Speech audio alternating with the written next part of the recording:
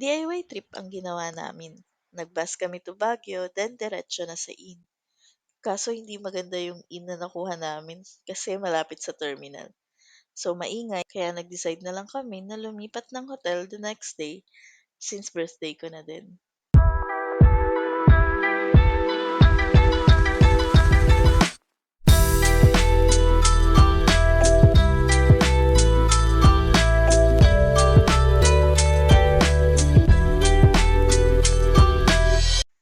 Maulan nung pumunta kami ng Baguio.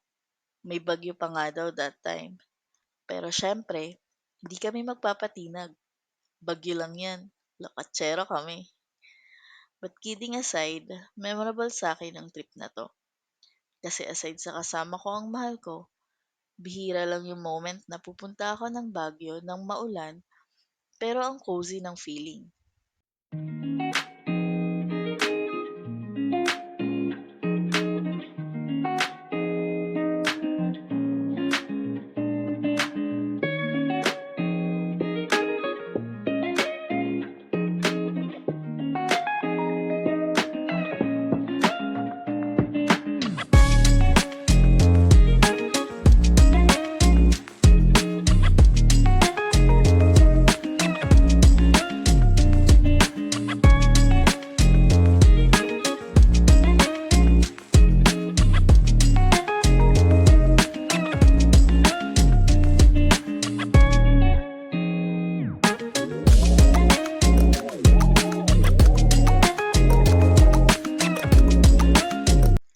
Sobrang natuwa ako nung pumunta kami ng Wright Park. Kakapanood ko lang kasi ng Love You Long Time na movie. And isa sa highlight setting nila is yung gazebo. Yun din yung dahilan ba't kami nag-moment sa may hagdan. Hindi ko alam kung yung lens yung may sira o mahamog lang talaga. Nilinisan mo na yung lens? Naman.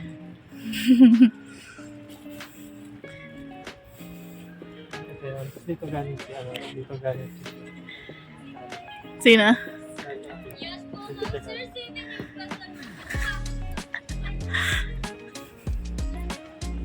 Dito na kita.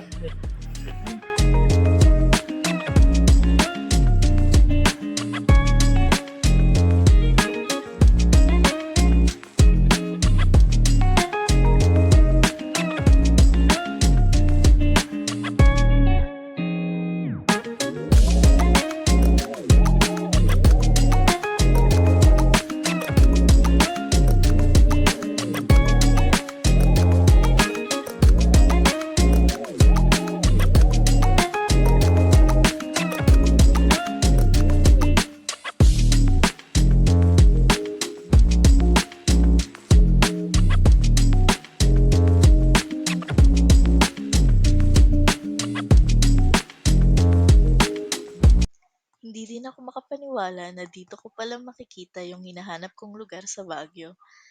90s kid kasi ako.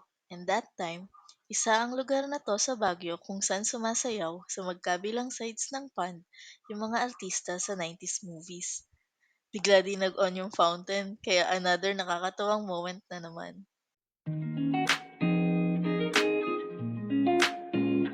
Second day in Baguio, at ito yung hotel na nilipatan namin para salubungin ang birthday ko.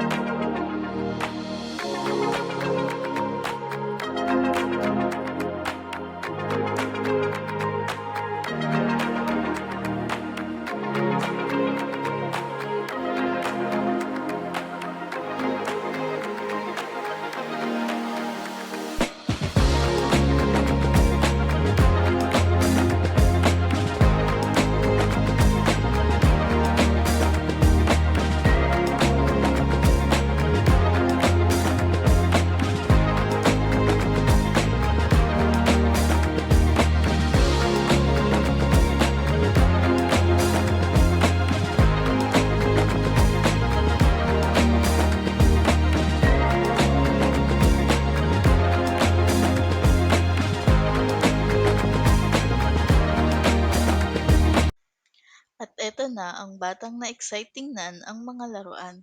Ay, Este Arts. Mahilig kasi siya sa binubuong sasakyan tulad ng mga ginawa niya gamit ang Lego.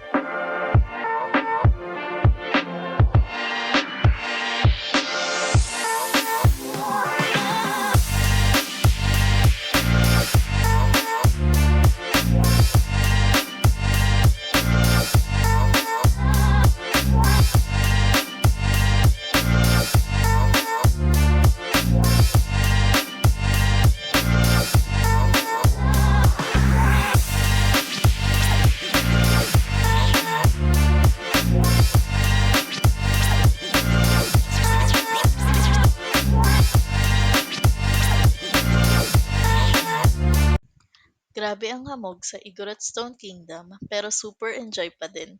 Dahil alam ko na bihira ang gantong moments na pupunta ako ng Baguio. Ang konti din ng tao dahil sa panahon, kaya nakakatuwa maglibot kahit paulan-ulan.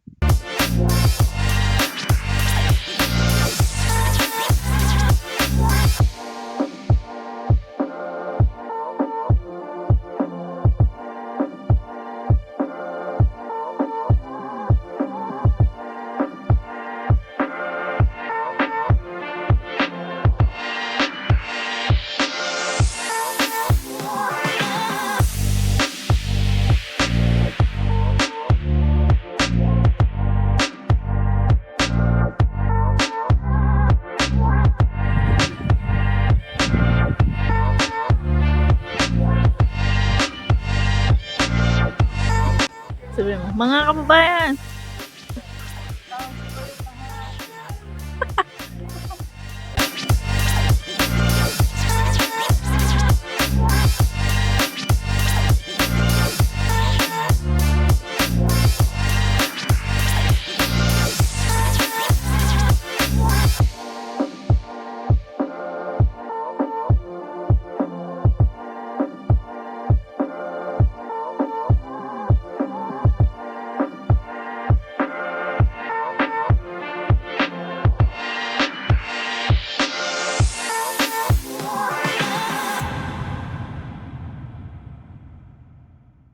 and to wrap it up, naglaro kami sa SM Baguio habang hinihintay yung dating ng bus to Manila. Thanks for watching!